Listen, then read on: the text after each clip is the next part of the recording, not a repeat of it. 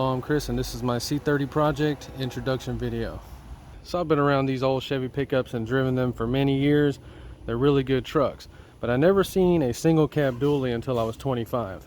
So I've been looking online for a dually in better shape than this around Houston, Texas for many years with absolutely no luck. You either find restored ones or 4-doors. I'm not into the 4-door one.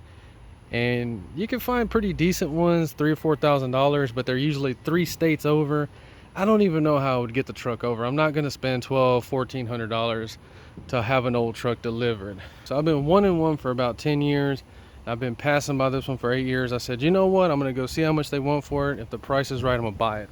So we talked for a little bit. He said, give me $500 for it. That was the magic number, and I bought it. So this is my 1980 C30 car hauler project. All right, so I'm going to get that flatbed off as soon as possible. Hopefully I can get $500 for it. This truck is going to be lowered a little bit. It's going to be on 22-inch Alcoas that are tucked. We're going to have the normal bed on there with the dually fenders. So the truck is going to be gloss black. We're going to have as much shiny chrome on it as possible, trimmed out all the way like it would have came in 1980. But yeah, it's rusted out. I have 2 more parts trucks.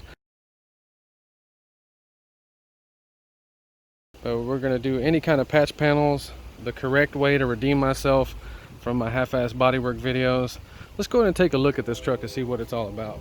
So this was a company truck, and obviously they hauled trailer with it and heavy stuff on it. So problem is that stuff's welded on there, so I'm going to carefully get it off, and hopefully somebody will buy that for about $500. So you see how they welded that on there. Everything's kind of just rigged up on it. Okay, so you see how that's rusted out pretty bad. We're going to clean it up to see how bad it really is, but we may end up using a cab from a different truck. So it's a 1980. It says custom deluxe on that. I don't know anything about the options on these trucks. It just seems to be pretty basic. It does have analog gauges, which is really cool. We're going to restore everything 100% back to normal. We're not going to add anything different to it. So the doors are complete trash. We're going to do a power window lock conversion on it. Other doors complete trash. We're going to buy a new dash. We're going to try to keep as much as we can on the truck, which doesn't look like very much. That's freaking broke. So the steering column seems to be in good shape. The steering wheel, man, it looks okay, but it's actually kind of shrunk. You notice right there, it is a non-AC truck, which we're going to leave it like that, rebuild it like that, and add vintage air later if we need it. Sun visors are actually still good in it. All that looks fine.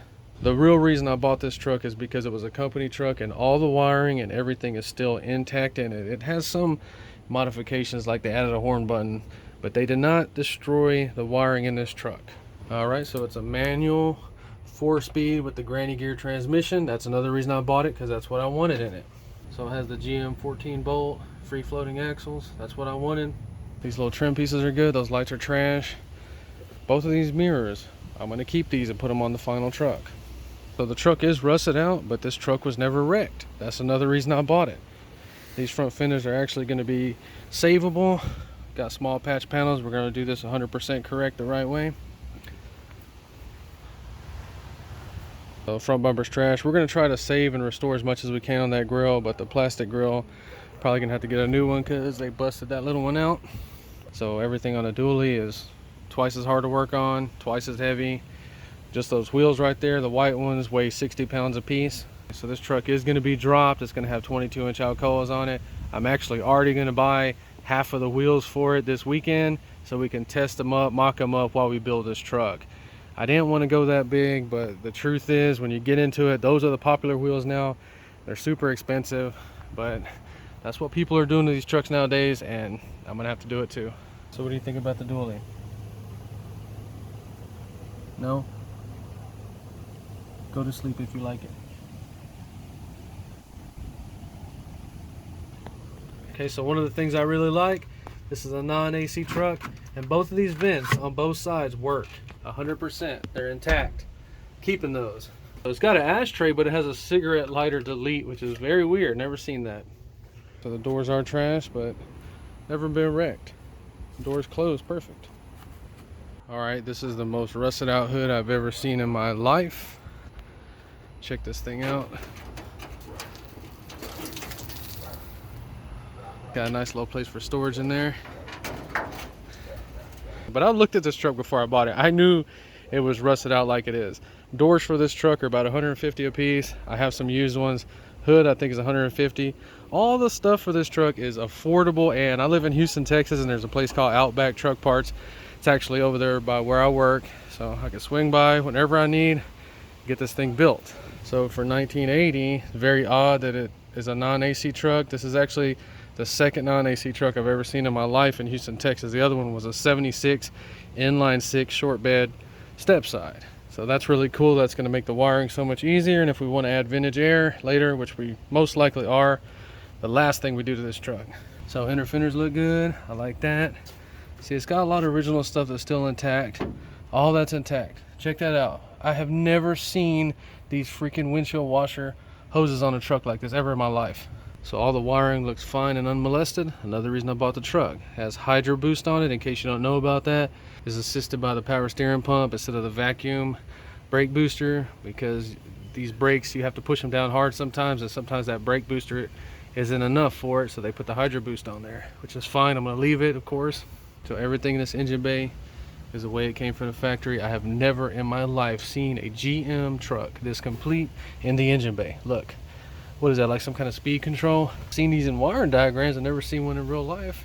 Now, of course, we're going to bypass a lot of that emission stuff. You can see it has a different carburetor on it. So truck has a 5.7 liter 350 small block. That is another reason I bought this truck.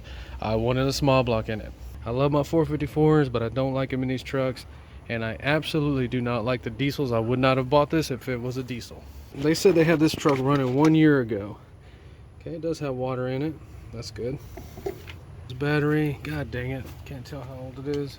Look, it's got the grounds from the firewall body to the manifold right there. I have never seen that in a Chevy pickup. Now, they said this engine was rebuilt a while back. I don't know. We'll find out.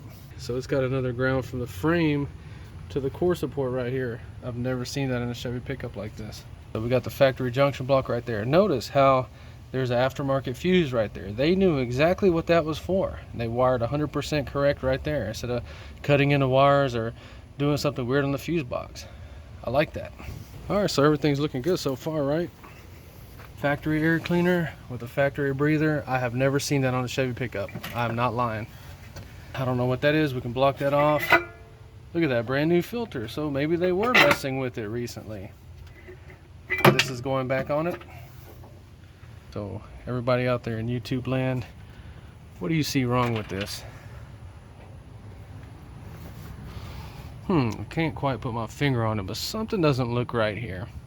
So that, ladies and gentlemen, is a brand new carburetor that was installed backwards. It should be facing the opposite direction. Very odd. Did the reality ever hit them that maybe that's why the fuel line doesn't go anywhere? The vacuum advance, where does this go? Doesn't really matter to me. It's a brand new carburetor, and I am going to be mad if it's a 750. So we got our accelerator cable. It looks like it's in good shape. Got our analog gauge temperature sensors. I'm loving this so far. We have minimal freaking weird emissions things. We'll delete them all, but we will talk about them in future videos to help you understand what they are. Pressure center for the oil. So I really like what I'm looking at right here. See, I checked the oil earlier. Everything seems fine. It's got the manual transmission. All right, so I mean, there is a cut wire here and there. Not a big deal. The cat's already playing on it. Means he already likes it. So the dually's a keeper. Gerber approved. To you guys and girls out there that have trucks like this, that want to see videos in depth going through things, check out my channel, see the types of videos I make, and let me know in the comments what you want to see. So this is just an introduction to the project, so I can get some comments on what types of videos y'all want to see first. Now, we're not going to get into this build until the Chevelle is painted, but we are going to do one video where we're going to go through the wiring and the basic things you go through on a vehicle to get it started from the first time, when obviously it hasn't been started in a long time. They said it was running a year ago. I'll be the judge of that. I do believe them, but we'll have a video like that coming up pretty soon because I got to get that thing moving.